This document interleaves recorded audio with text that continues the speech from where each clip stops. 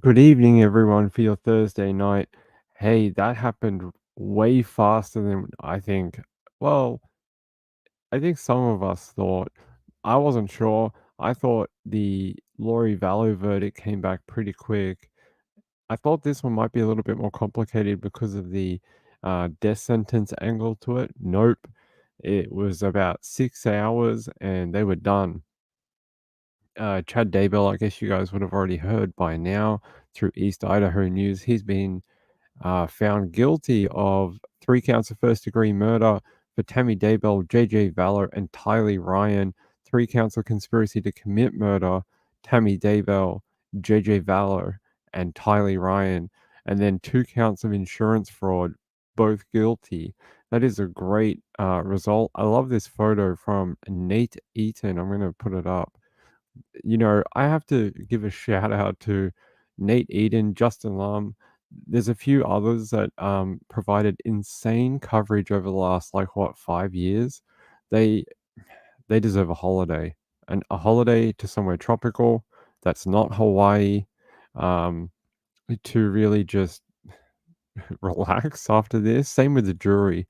If you do this jury, they should have been a ticket for everyone to an island paradise somewhere with a bunch of cold drinks, because that was a really hard case to do. Very hard. All right.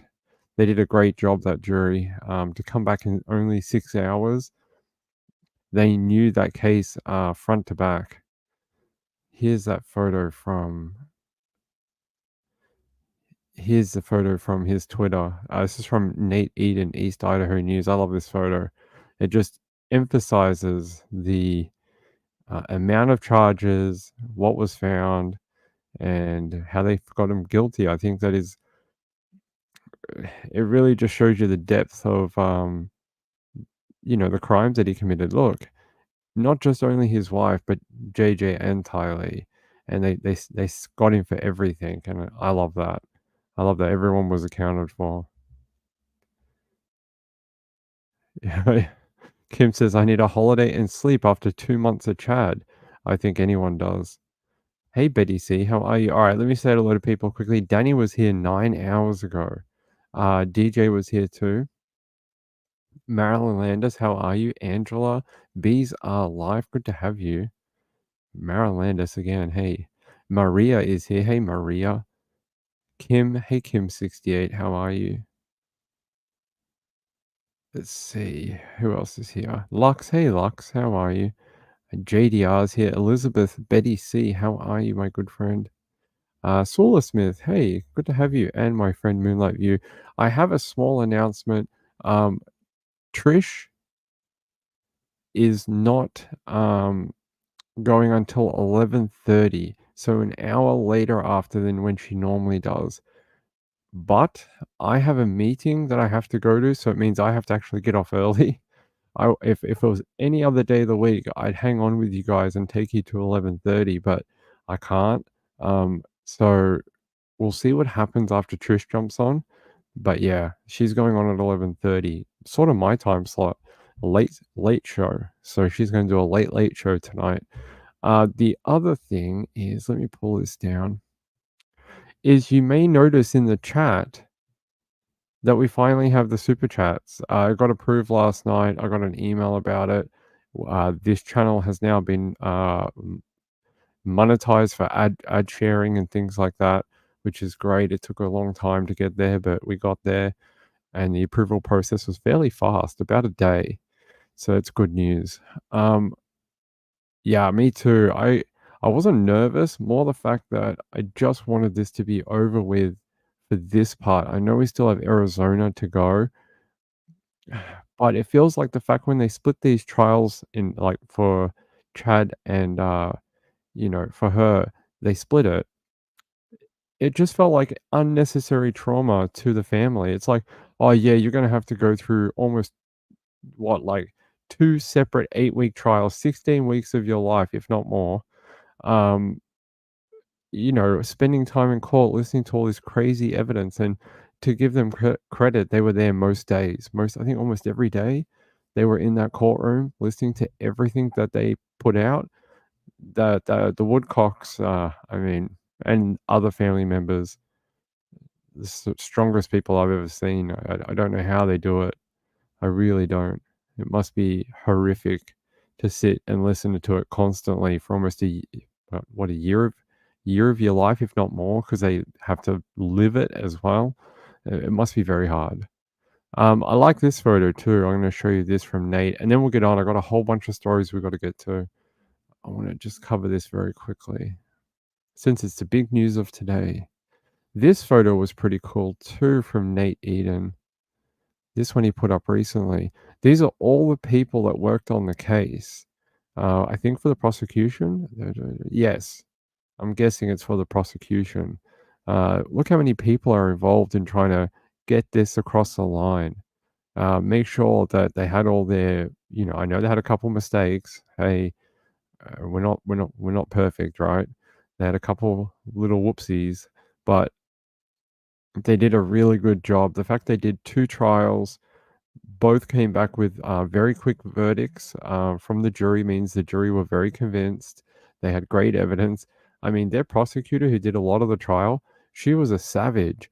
She just wouldn't let anything go. Anything that the defense brought up, she just like, she was like a dog with a bone. She was like never going to let it go. Any point they had, she'd tear it back down. She was very, very good. I didn't watch a whole bunch of this particular trial, but the end part, I really enjoyed it. I thought she did a great job. There is no portal. I didn't say anything about a portal. Not tonight, anyway. Yeah. I mean, I think after sentencing, which I think is tomorrow, I think hopefully we can stop talking about Chad for a very long time. That would be nice. That would be nice if we don't have to mention his name again, and then we can just talk about Tylee, Ryan, and JJ Valor. I'd like that. Let's talk about the victims from this point on. After tomorrow, once we get sentencing, find out if he's getting that death sentence or not, and we can move on to celebrating the lives of the people he harmed, including his wife, which I think she gets so sort of forgotten in everything, and I find that very sad because I know I get it. There's 2 children involved, and of course they would take precedent, but he committed the ultimate betrayal on his wife. When you take a vow of marriage, is to protect each other, to be each other's one and only, and he was not that to his wife. He was basically her murderer. All right, all right. I have a couple of stories out of actually Arizona, which I don't do a ton of stories out of there, but I have a couple. All right, let me get the camera on. Hey guys, how are you? Good to see you. Hey, we're starting to feel a little bit better. Still got a bit of a cough, but we are starting to get there. Hey, good to see you. Mamma Mia, hey, how are you? Amy 007, hey, good to have you here. Yeah, I really like that photo too. To me, it demonstrates. I think a lot of people tend to see only the people who are right at the bench or whatever, but there's a whole team of people that are working behind the scenes to make sure they can get the case across the line, that they have enough people, that man hours that they can work on it. Yeah, that's her name, right? Lindsay Blake. She was a freaking savage in this case. I love watching her. I don't think I've ever seen such a great lawyer. She's just amazing. Uh, I was spellbound watching some of the stuff she did.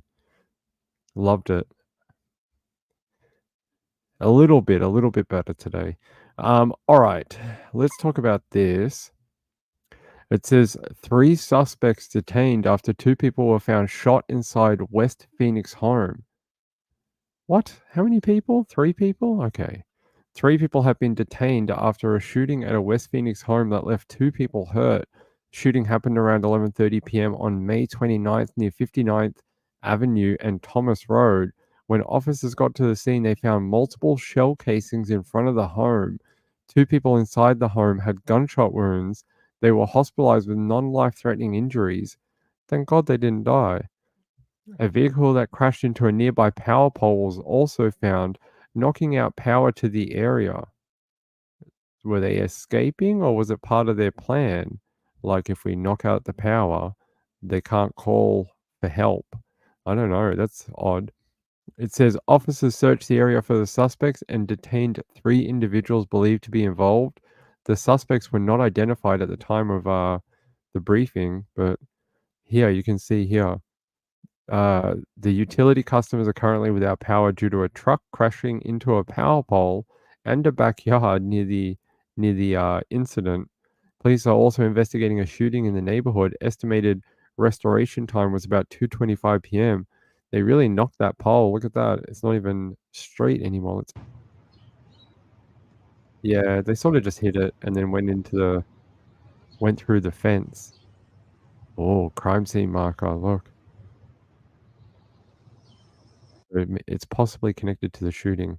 But that's all I have. That's all that was, unless we watch this.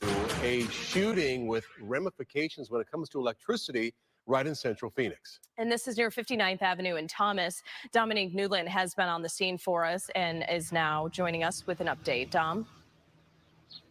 Guys, good morning. This incident causing a lot of power outages for neighbors nearby. Right now, according to SRP, 112 customers currently without power this morning. You're taking a look at that reason why that tilted power pole, that's due to a crash that happened last night. Actually, a white pickup truck that you can see here slamming into the pole and then ending up in the backyard of a neighbor. Now, to give you a recap of the situation, what happened, officers, they responded to a shots fired call in the area of 56th Avenue and Windsor Avenue. This happened at 11:30 last night. When officers arrived, they found a scene in front of a home with multiple bullet casings on the ground, those still on the ground this morning. And officers found 2 victims inside the home with non-life threatening gunshot wounds. They were later taken to the hospital. Now, officers, they also found a vehicle that had crashed into the light pole nearby. That's that white pickup truck I was just showing you earlier. Officers, they searched the area for the suspects. They were able to detain 3 individuals believed to be involved, but of course, they are still continuing their investigation. You see Skyfox over the scene earlier. That white pickup, both doors open there.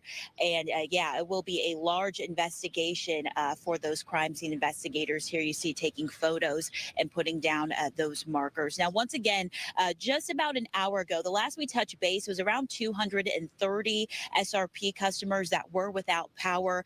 Crews, they have been working on that throughout the morning. They were able to get that down now to 112, and that estimated to a.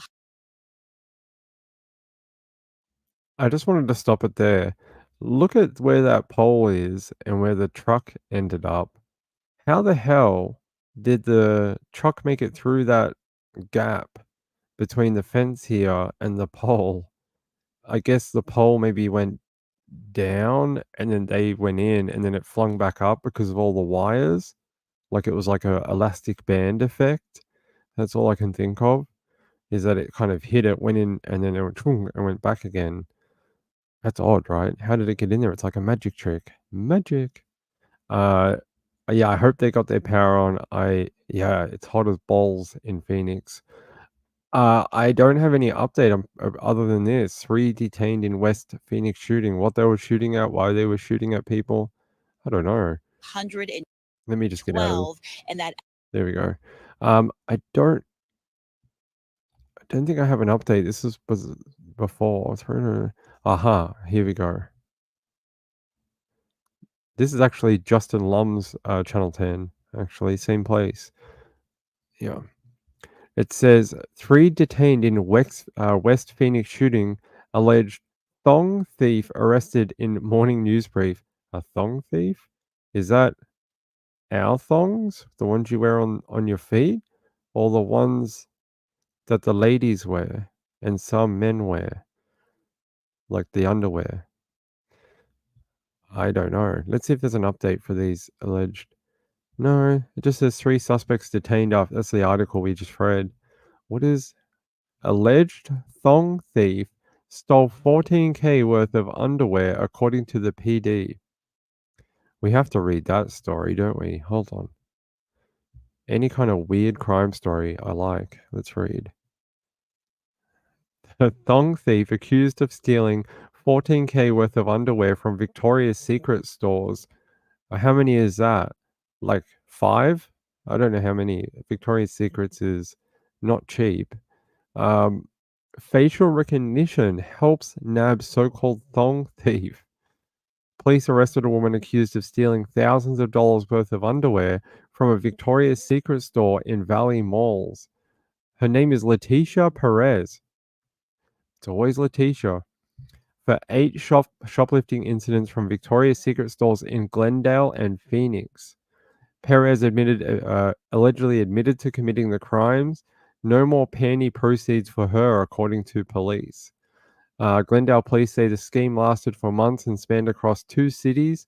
It was surveillance video and facial recognition technology that brought her into custody. As surveillance video shows it all, a woman walks into a store with a big bag, stuffs handfuls of underwear inside, and scurries away. The theft was so significant that we dubbed her the thong thief, according to the Glendale police. Apparently, Mendez says it wasn't the department's first time investigating the so-called thong thief. She allegedly struck 7 times across Phoenix and Glendale between November and March.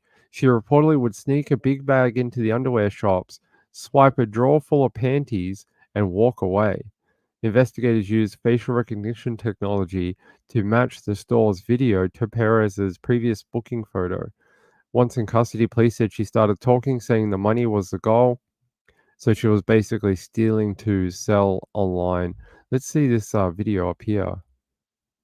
Glendale police say a thong thief is now off the streets. They arrested a woman who they say stole more than $14,000 worth of women's underwear. And Fox 10's Lauren Clark joins us live with more of the story. Lauren, how did she get so much merchandise? Hey there, John and Christina. Yeah, this isn't a story you see every day. And according to Glendale police, this scheme lasted several months through 2 different cities. She targeted these shops multiple times, stealing dozens of pairs of underwear, hundreds of them by the end of underwear. Each time that she went to these shops, police say it was eventually the surveillance video and facial recognition technology that led them to the suspect. Surveillance video shows it all. A woman walks into the store with a big bag, stuffs handfuls of underwear inside, and scurries away. The theft was so significant, we kind of dubbed her the thong thief. Moroni Mendez with the Glendale police says it wasn't the department's first time investigating the so-called thong thief. She had struck a previous 7 times across Phoenix and Glendale between November and March. Court documents say her MO was to sneak a big bag into the female underwear shops, swipe drawfuls of panties, and walk away, all without paying a dime for the calculated $14,000 worth of merchandise. Shoppers we spoke to That's crazy. couldn't believe it. That's a lot of money, so that had to be a lot of panties. I mean, they're not exactly cheap these days either, though. Detectives say the string connecting all the thefts together is this woman, Leticia Martinez Perez. Investigators used facial recognition technology to match the shop's video to Leticia's previous booking photo. Detectives would like to speak to you, okay? That's when police arrested her. We're from Glendale. Yeah, I've never been to Glendale. Okay. But once in custody, police say she started talking, saying money was the goal. I grabbed some things. Okay. What'd you grab? I don't remember specifically. Okay. After you grabbed those things, what'd you do with them? So, Did you come into the store and into the mall with the intent to steal those things? yeah. Anti-proceeds is what she was ultimately. By the way, I'll play the rest of the video, but I wanted to comment on something I heard. They specifically asked her, did you come to the mall with the intent to steal? They're asking you that for a different charge, right? To enter a property to steal or deception. Don't talk to police. I mean, if this is you, why would you give them more information than they already have? I mean, we say it a lot on this channel. There's not many smart criminals out there because they seem to just, you know, give themselves more charges or give themselves up. Even though we do like justice on this channel, it's just surprising how many people just, oh yeah, give me 3 more charges of, entering a private property for deception or whatever. It's it's pretty funny. All right, here. Trying to acquire and trying to achieve. As Officer Mendez has this message for would-be thieves. Don't do it because we're going to catch you. We're going to find you, and you might get a nickname by us.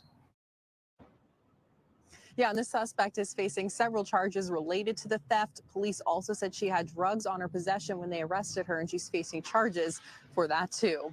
Reporting live, Lauren Clark, Fox 10 News. Well, there's your story about the panty thief. Although I hate that word too. I saw a few people in the chat saying they don't like that word.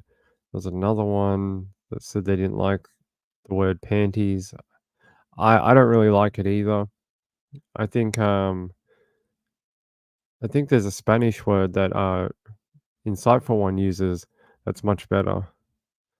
It's a better, I can't remember what it is off the top of my head, but it's a better word. In Australia, no one uses the word panties. It's an American word. In Australia, most girls just use underwear, or that's about it. It's just an American term. Yeah, let's see. Reby tells you. Foundations. That's an interesting way of putting it. Edget says, makes me glad when criminals talk. This one on video. Guilty. Yep, we wouldn't get the justice otherwise. Angela says, in the UK, they are pants or knickers. Yeah, I've heard knickers normally is used for little girls in Australia. They normally use that as like a word for like little girls, like, under the age of 10, that type of thing. More foundation. Oh, yeah. You guys, we get sentencing tomorrow. That'll be interesting. I can't wait for that. All right. I don't know why there's so many stories from Arizona today. They seem to be having their little run. This one is really interesting. It's a cold case, and I was watching the video last night, and it's actually really sad. So let's have a listen, and then we'll talk about it. A 30-year-old Scottsdale cold case that was featured on Unsolved Mysteries is now officially closed. In 1994, 21-year-old Angela Maher was hit and killed by a drunk driver. Before an important court date, the woman responsible fled, and she was never found. But tonight, we know what happened to her killer. July 29th, 1994, Angela Maher was home from college. The Xavier Prep grad deeply cared about her friends and, in a cruel, tragic irony, started a Students Against Drunk Driving club in high school. That night, Angela went to pick up a friend who needed a ride home from a bar in Scottsdale. At that same time, Gloria Schultz was driving drunk. Her red van plowed into the small white car that Angela was driving. Unsolved Mysteries picked up that story when it aired on NBC in 1996. There was a knock at the door. It was the police officers, and they said that there had been an accident. Angela's mother, who died in 2021, spoke about her daughter. My question was my daughter okay? And they said no. Schultz was offered a plea bargain. If she pled guilty to the reckless endangerment and manslaughter, she would serve a reduced sentence. A pretrial hearing was set for September 15, 1995, but Schultz took off, and no one knew where. It really tormented my mom not knowing what happened to Gloria Schultz. We spoke with Angela's older brother, Don Maher, who lives in Georgia. At least now, the story is done. We can turn the page and move on. For years, Scottsdale police continued to investigate. They recently learned that Gloria Schultz had been living in the small town of Yellowknife, Canada, more than 2,600 miles away from the valley. In 2009, she was busted for a DUI, and she went by the name Kate Dooley. To be honest, we always thought she was in Mexico, but it makes sense that you would go somewhere that remote, that's completely off the grid, that people don't pay attention. Schultz died in 2019. We found articles about her death online, so the case is officially closed. It's bittersweet. It's sad that my mother passed away before knowing the outcome. But it's He's right. The fact that his mum had to, leave this world without knowing what happened or who was responsible or seeing them captured for their daughter's death, I mean, it's really, really tragic. I hate hearing about these cases where they know who did it, they can't find them, or they end up finding who it is later on, but they've already passed away. It means justice on this earth cannot be handed out because the victim's dead, the perpetrator's dead. That's it. It really is sad, and that's why this case I wanted to show it to you. But let's watch the last minutes of it. it's also, it's also a happy ending in the sense that we now know what happened to her. Don is grateful to Scottsdale police and anyone else who didn't give up. He said this about Angela. She had a genuine zest for life. She really cared about her family, her friends, and the people around her, and she always wanted the best for those people in her life.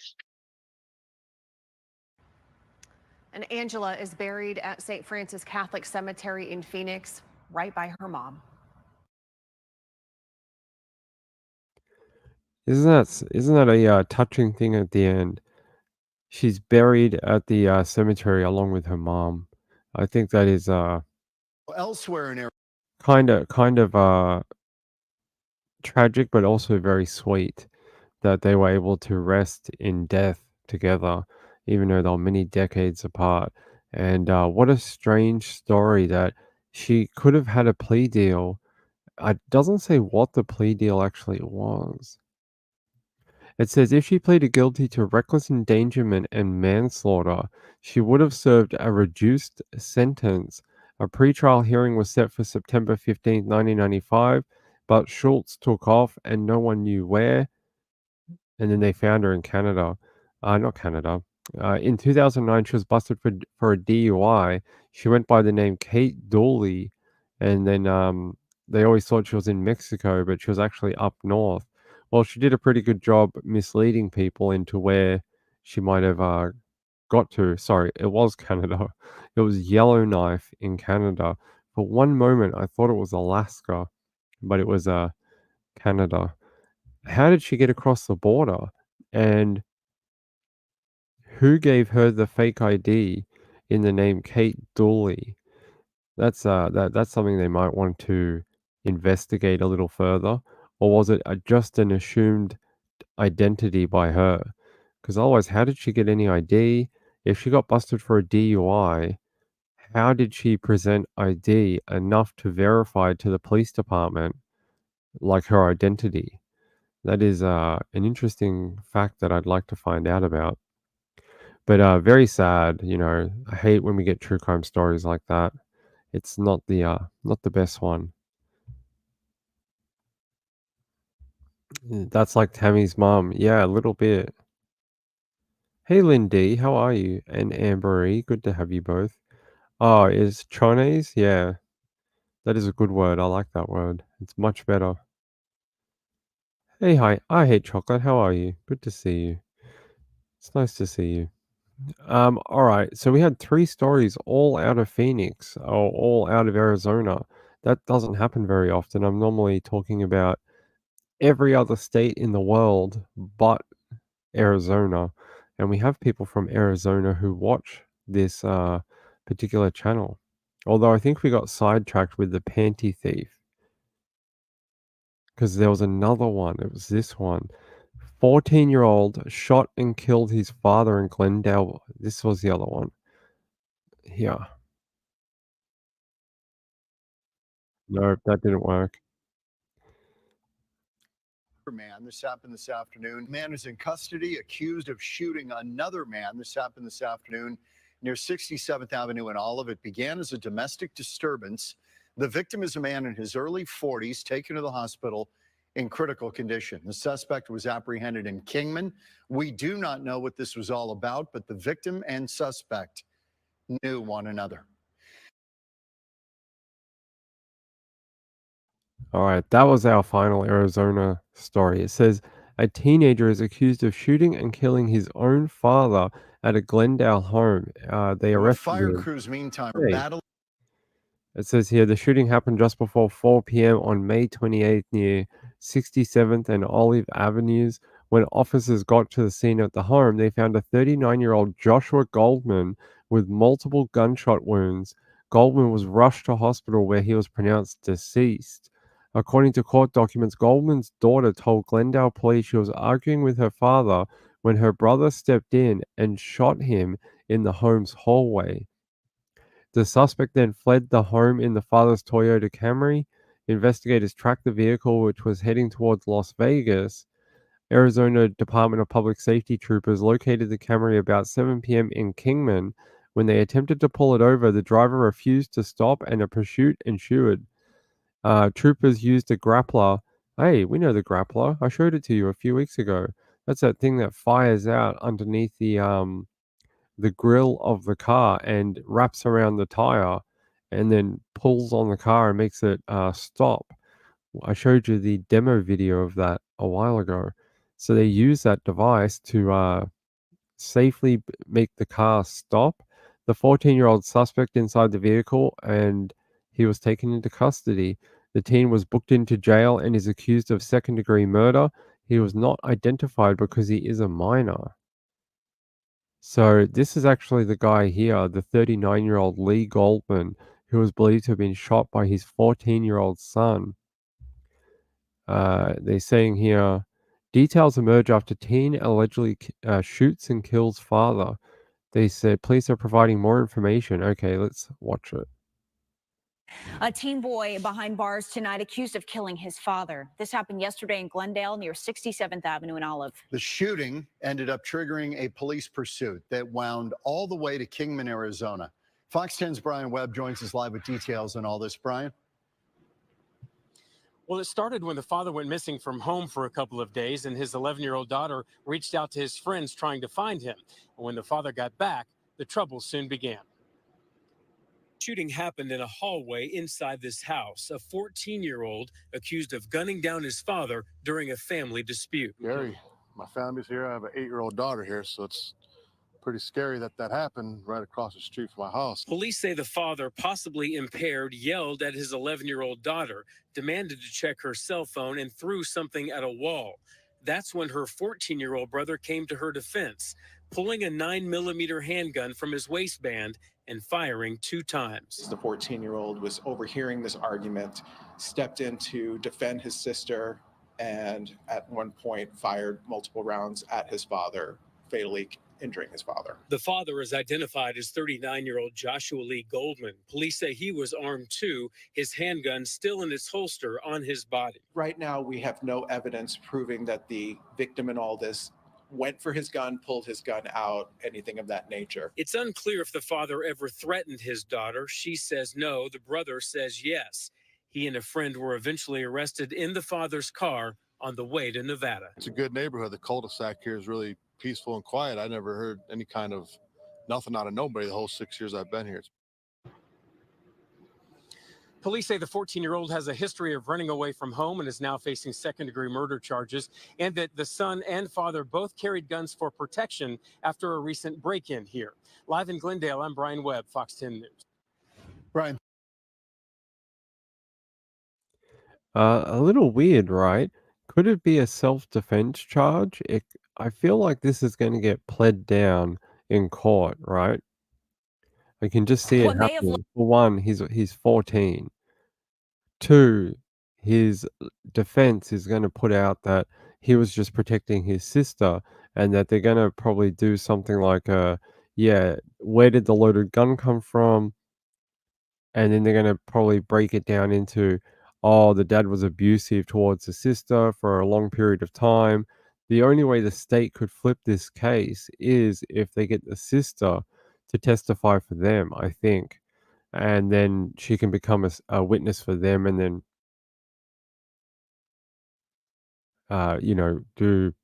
do stuff for them. Yeah, 14-year-old with a 9 millimeter. It's a bit odd. They didn't say whether it was his gun or what, just there was a gun. So I don't know if it's one of the father's other weapons or I don't know. Yeah, it seems like they even said in the video the father had a loaded handgun on his hip that was loaded, but it hadn't been removed at the time of his murder. So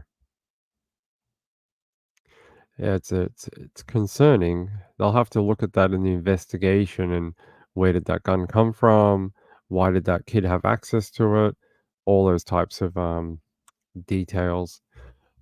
All right, that's our tour of Arizona apparently. I don't know why we have so many. So we have a different one though. Let's head to New York. Let's head to New York. Hey DJ. So I wanted to read something up here before we move on. Hey Penguin. What did Penguin say? Let me find it. Hey Penguin. Oh, your mum went missing for an hour today? That would be very difficult. Anytime you have like an older parent disappear, it must be just as frightening as having a child go missing. Um, because they don't respond exactly the same as we would. I'm not saying it's like, a bad thing. They just don't. They don't think anything's wrong. They're just out for a walk and you're stressed out trying to find them. So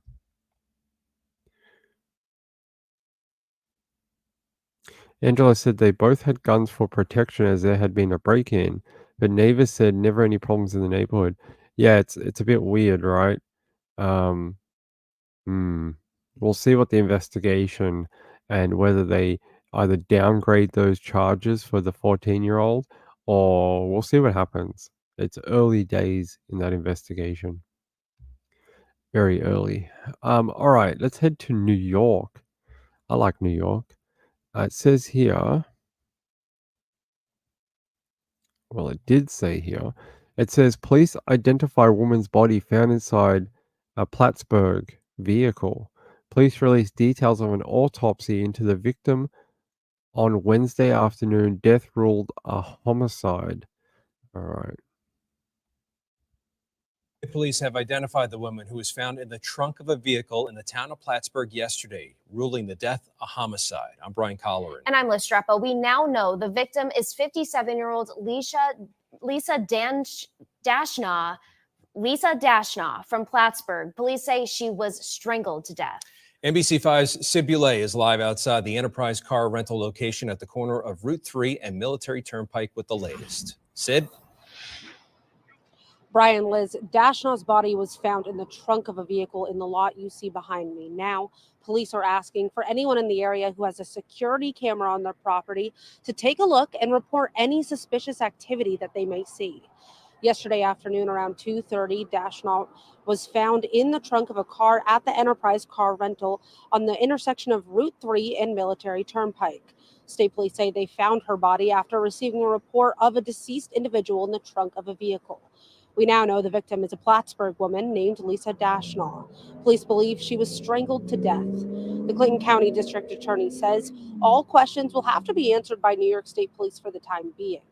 We also spoke with Enterprise today and was sent a statement saying that they're providing full cooperation with local law enforcement throughout this investigation.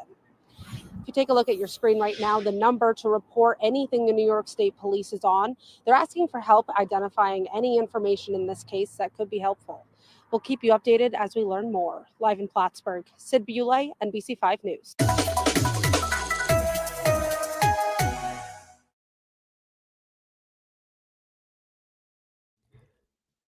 See, I'm not the only one who deals with mispronunciation.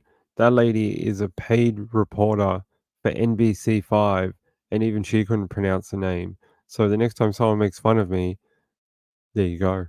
That's not the only one we've ever picked up either. There's been a few. So her name is Dashnar, died of strangulation. She was found in an Enterprise rent-a-car building on Route 3 and Military Turnpike after the police received a report around 2:30 p.m. So someone hired a hire car and then returned it with a body in the trunk, or they just parked it near an Enterprise rent-a-car. That's actually pretty clever, right? If you had to dump a car with a body in it in the boot, you dump it near like a car hire place. It probably wouldn't look out of place if it sat there for months, right? But I don't know how long she's been there. It doesn't say. But that is actually pretty clever thinking from whoever did this. They said they do not have any additional information to add as this is an ongoing police investigation, but we are providing local law enforcement with our full cooperation. That's according to Enterprise Mobility, the parent company of Enterprise. They saying the New York State Police and the local police department and the Clinton County District Attorney's Office are investigating the incident.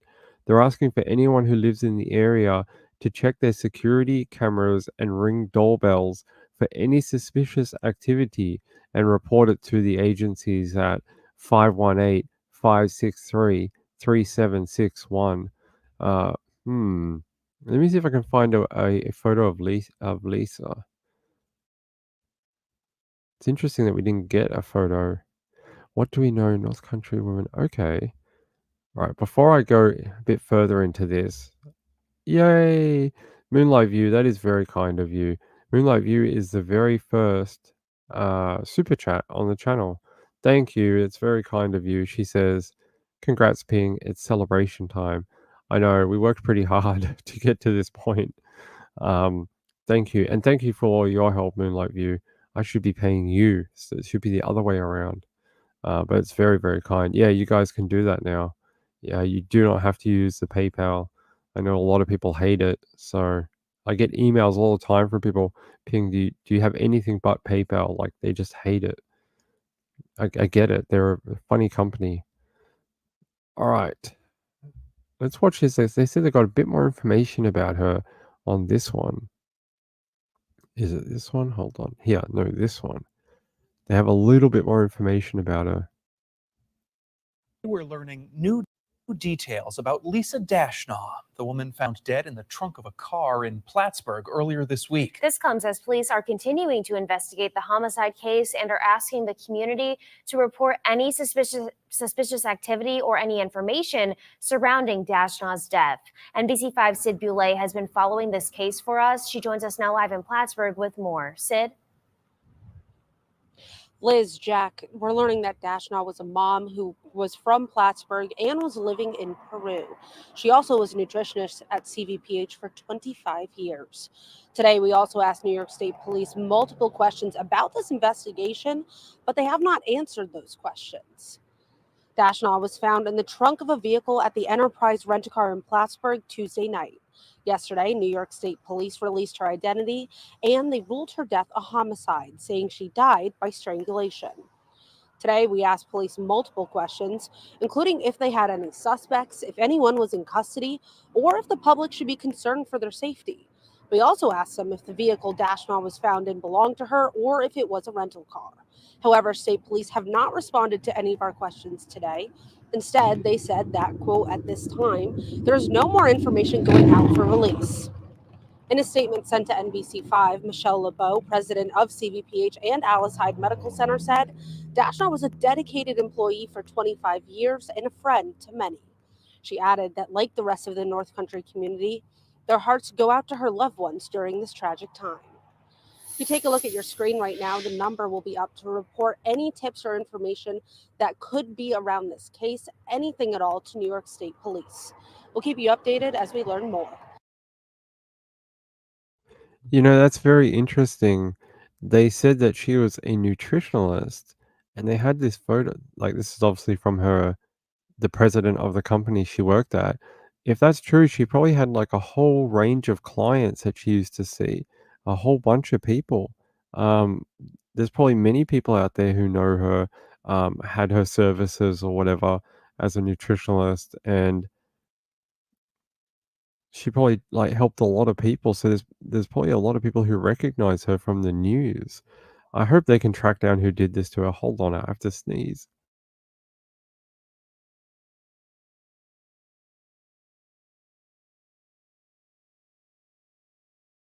Sorry, I'm getting better. I'm not fully better. Um, Wendy, hey Wendy, hello. Wendy just sent in a super sticker. She didn't leave a message. You didn't have to. I get it. Thank you very much. If I could give you a virtual hug, I would. But we can't through the camera. See, it doesn't work like that. We're not Chad Daybell. But thank you. That is very kind of you. It's very, very generous of you. I'm concerned about this woman, though.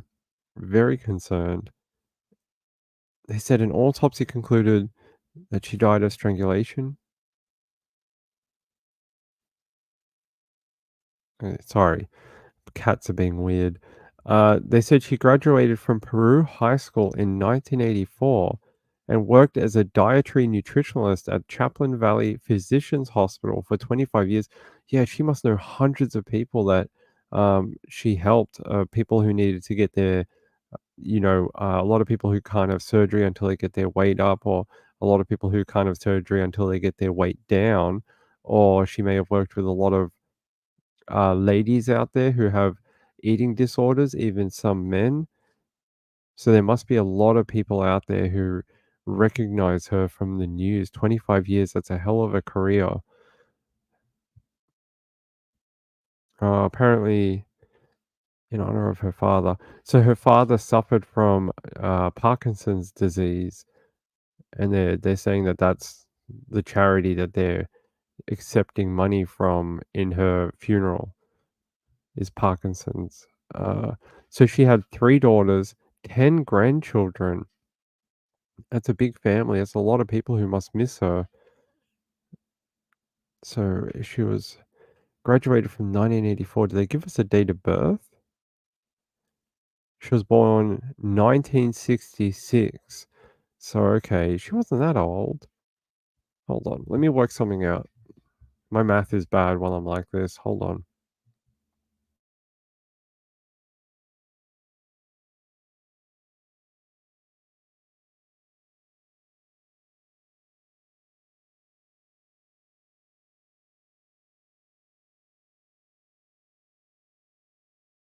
All right, I got a website. Let's have a look. So she was born June 20. June 20. So she would have been, she died a few days ago, so this is not quite right. So she was around 57 years old, and so she was still, fairly young. She wasn't that old, and doesn't need to have died. Born the same year as Vox, and I miss that guy so much. I hate the fact that we're 1 year past his death. It sucks. I hate the fact that he's gone. Well, we worked quite a bit on stuff when I used to work at Web Sleuths, and we talked a lot via email. Sucks. I hate the fact that he just died one day. We didn't hear from him anymore, and we found out that he'd passed away from his family. It's really horrible. Did Trish do something for his 1 year anniversary? I hope she did. I Hate Chocolate says, I feel sorry for the people that came across bodies. Someone must have come across her body in the vehicle, right? Because it got called in as a welfare check. So, all right, let me see if I can find anything else about her. What a horrible thing. Was she recently divorced or something? Did she have a husband? It doesn't say any sort of, relationship status. But strangulation is a very personal crime, right? It's a very up close, and you're like you must have some sort of personal relationship with her, you'd think, to be able to get that close to her. Lisa Ann Dashnow. Let's have a look. So apparently the Hamilton Funeral Home put out a obituary for her here. You can see here. There's a photo of her. She died May 28, 2024. So she lived in Reservoir Road, Peru. Was tragically taken and senselessly from her loved ones and friends. Yes. She worked as a dietary nutritionist. Yep. She very much enjoyed flower gardening and music, but her true love was her family, especially time with her grandchildren. I bet. The celebration of life will be held at a date and time to be announced.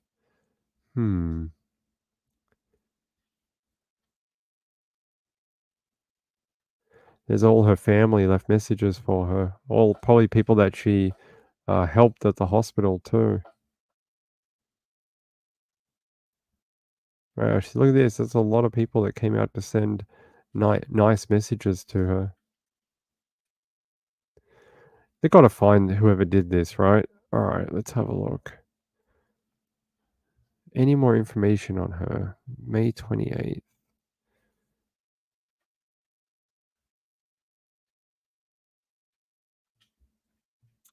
I think that WPTZ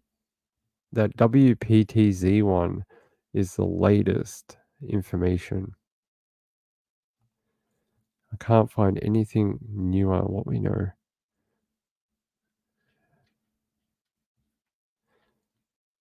I think this is the same one we watched. It is. So she was found dead in the trunk of a vehicle, yep. And we watched this one too, didn't we? Hold on. Out of Plattsburgh. New York State Police confirming with us just a couple minutes ago that the heavy police presence in the town led to the discovery of a woman's body. This all happened around 2:30 this afternoon at the Enterprise car rental near the intersection of Route 3 and Military Turnpike. Our NBC5 crew was on scene earlier this evening as police began their investigation. Our reporter saw a red vehicle with a blue tarp over it. New York State Police say they executed a search warrant on a vehicle there and found a woman's body in the trunk. Now, police have not provided any other details about the victim. New York State and Plattsburgh City Police, along with the Clinton County DA's office, are all involved in this investigation. Yeah, I think there must be something there that we don't know, or they're keeping sort of on the down low right now, because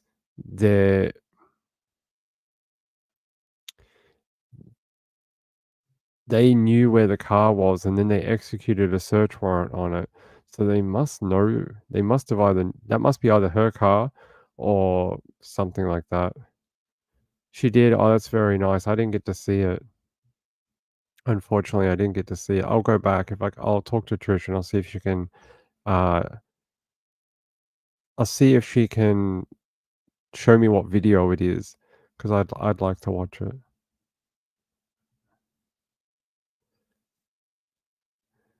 Hey, Mamma Mia. This is a woman called, her last name is, where is it? Her name is Lisa Ann Dashnow of Peru in Plattsburgh. So I'm guessing that is New York, right? No, VT? Hold on. Where is Plattsburgh? Ping, you got to use real. Yeah, it's in New York City, New York State, not New York City. It says Plattsburgh is a city it's in the county seat of Clinton County, New York, United States, situated on the northwestern shore of Lake Champlain. The population was around 20,000 people. Okay, so it's a fairly big-sized town.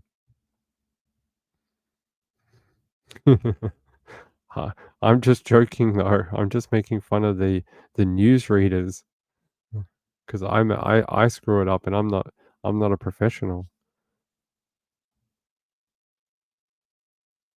She'll be on at 11:30 tonight. 11:30. She's going 1 hour later than normal. I don't know why. She didn't tell me. She just sent me an email saying she would be on at 11:30 p.m. Eastern time. Why? I don't know. Evil Alaska says, do you have koalas and kangaroos in your yard? No. They don't live in our backyards. That's not how it works. They live in the bush, like in the, like where the trees and the, same with you guys. If I said to you, do you have a bear that lives in your backyard? You might be like, sometimes a bear comes in my backyard, but it doesn't live in my backyard. It lives in, the wilderness. So same here. The animals all live in the wilderness. They don't live in the suburbs. So she drove to CrimeCon. Oh, it's not that far. Although she lives in Texas, she only had to drive to Nashville. It's not that far. It's, what is it, 2 states, 3 states? It's not that far. It's about 12-hour drive or something. Let's have a look.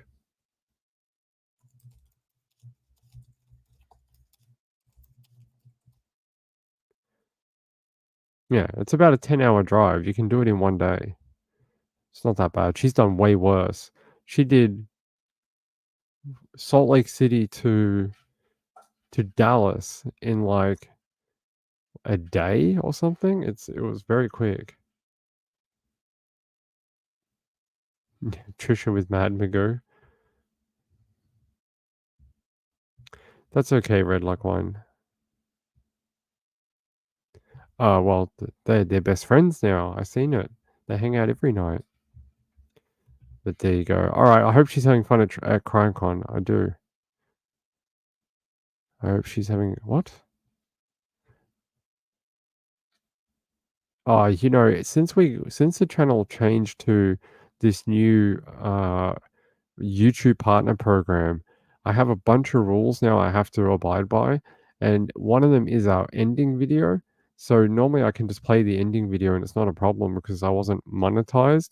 Now I am, and this morning I woke up and I had 2 copyright strikes on my account, and I had to appeal both of them because I actually do own the copyright to the music in the ending video we do. But it's just there's a process and I have to do this and that and makes it a little more difficult. That's all right, Red Like Wine. You can see her tomorrow. Or you can see her on the replay. It's not a big deal. It's not a big deal. The videos aren't going anywhere. You can watch them when you get up in the morning. All right. Let me see if I can find anything else about this woman before we move on. Because we've got one more story and then I'm going to have to get out of here. This is interesting. We might talk about this next. The bad breath rapist. He's a rapper.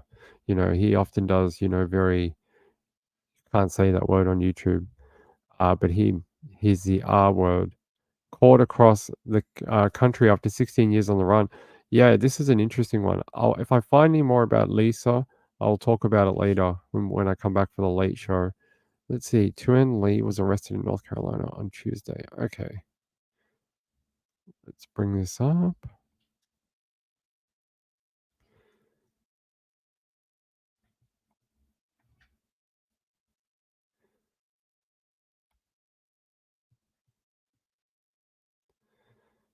The moment that U.S. Marshals caught the fugitive known as the bad breath rapist, 17 years after fleeing his trial in Massachusetts. Courtney Cole joins us now. Courtney, he had started a whole new life. David, Tuan Lee thought surely putting 3,000 miles between himself and the crime scene was enough for him to escape the consequences of his actions. But today, he was arrested by Daybell PD in California. The word capture now covers the face of Tuan Lee. There's been tireless efforts done by the Boston, Massachusetts Police, Quincy Police Department, and the Deputy U.S. Marshals out there. Quincy detectives say Lee, the then restaurant manager, broke into the home of one of his waitresses and raped her in February 2005. But it wasn't the face you see here that the female victim remembered. It was his breath, his bad breath. The female victim told police that the attacker's breath reminded her of her boss. Lee was arrested and identified by DNA, and his horrible breath His case went to trial in Norfolk County with a jury finding him guilty on all charges, but Lee had already left the state. And after hundreds of hours of investigation, collaboration between different law enforcement departments, and multiple media campaigns, there was finally a break in the case in 2024. The biggest thing was just being delicate with the case and not trying to rush something that's been going on for 17 years. Law enforcement learned Lee was now in Diablo, California, linked to a multi-million-dollar home. After Lee left the home, Danville police conducted a traffic stop where he lied to police about who he was before fingerprints confirmed his true identity. There was a moment of denial for him, I think in shock, where he didn't really want to say who he was, but he knew the gig was up. Now, if all of this isn't shocking and a bit mind-boggling enough, we also learned something else we want to share with you. The woman he was living with in California for 15 years never really knew who he was. Lisa? What a mystery. Yeah, so apparently when they arrested him, he was living with a woman. That woman had no idea of his past, had no idea that he was a wanted fugitive. They had like built a life together and they were living in like a multi-million-dollar home. She had no idea until the police burst through her door and arrested her partner. I mean, that's got to one be a shock and two be very embarrassing for her. So yeah. Hey Lindy, how are you? I hope you saw my little message to you yesterday. I hope you did. Vicky K. Vicky, that is very kind of you, and you do far too much for this channel already, and I do appreciate it. You are very, very sweet, very, very kind, and it's very cool to be able to just put these up on the screen now. It's a lot easier, and it's nice to be able to put you guys up on the screen like that instead of me just talking about your name or whatever. I can just show what you do. So it's a much easier concept than what we had to do previously. Maybe. I don't know if... Hold on. I thought they had passed away. Hold on. I thought they had died, but maybe I'm wrong.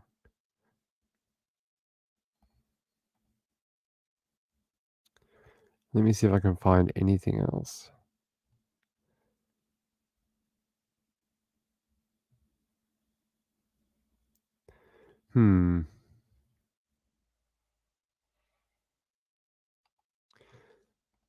Let's go to ABC Chicago. They got a story on it.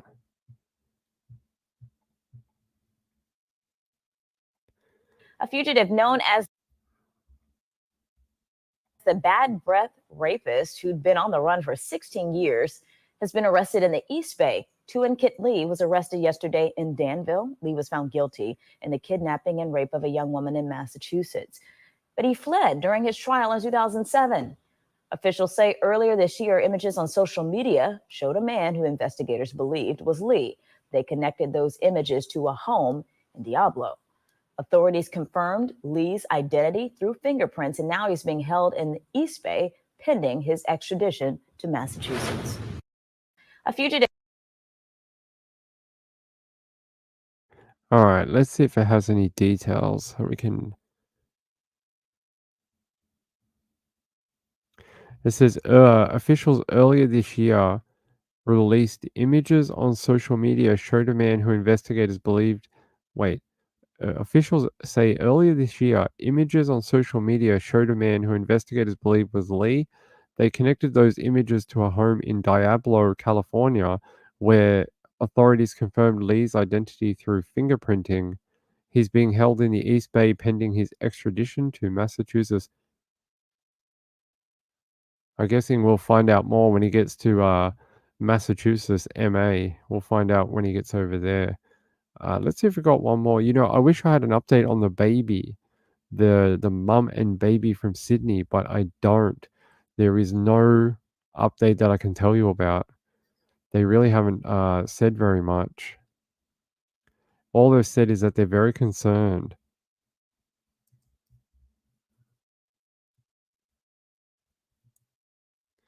Let me bring up the latest details.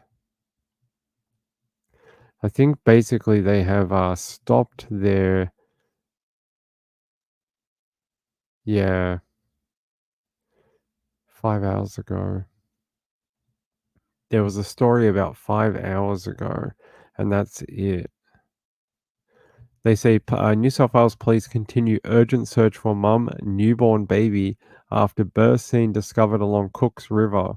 They said the forensic tests on the placenta and umbilical cord found on the Sydney riverbank 3 days ago have revealed the newborn baby was a male. So yeah, they believe it was a baby boy. Yeah, as far as I know, they haven't released it. Look, this is the search conditions all along this very muddy riverbank. But yeah, it's like mangroves and mud. It's a very hard place to search.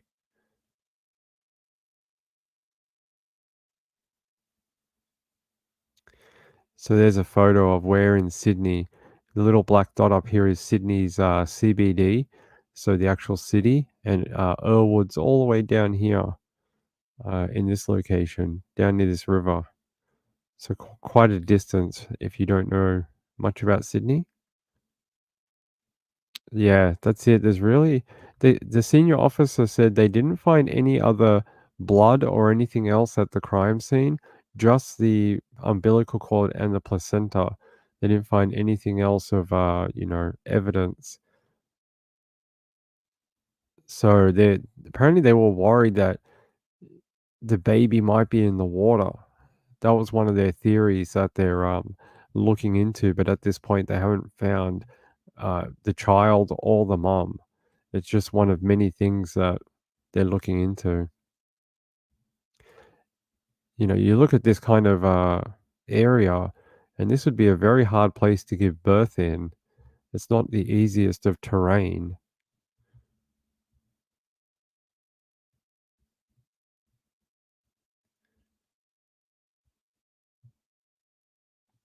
What did I cover? What did Marilyn say?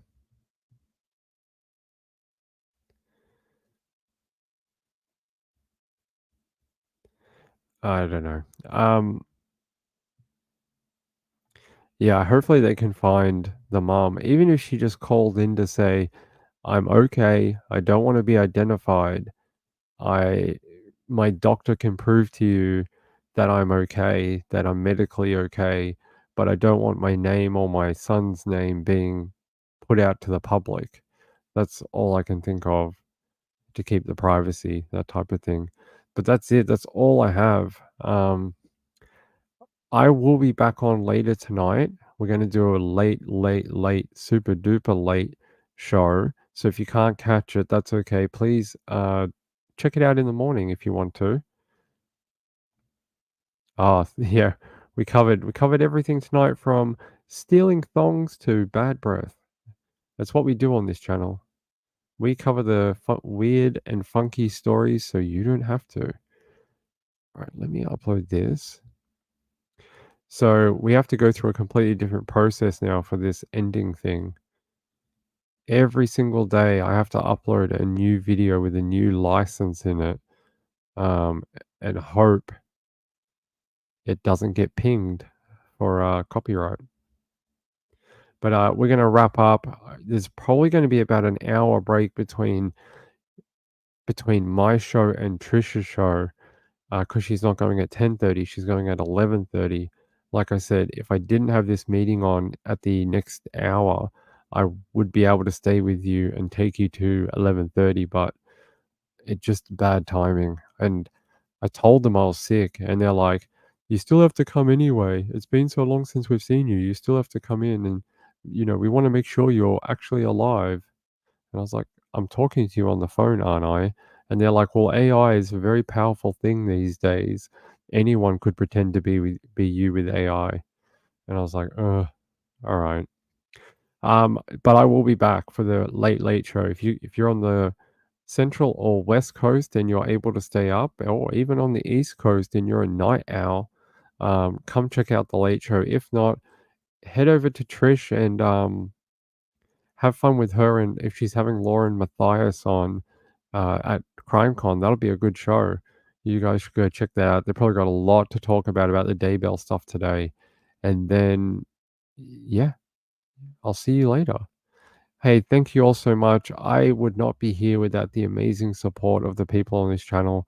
I would never have got to 920 something subscribers without every single one of you. And you, each and everyone contributes in your own way to this channel. And I never take it for granted. I really don't. And I appreciate each and every one of you. So until next time.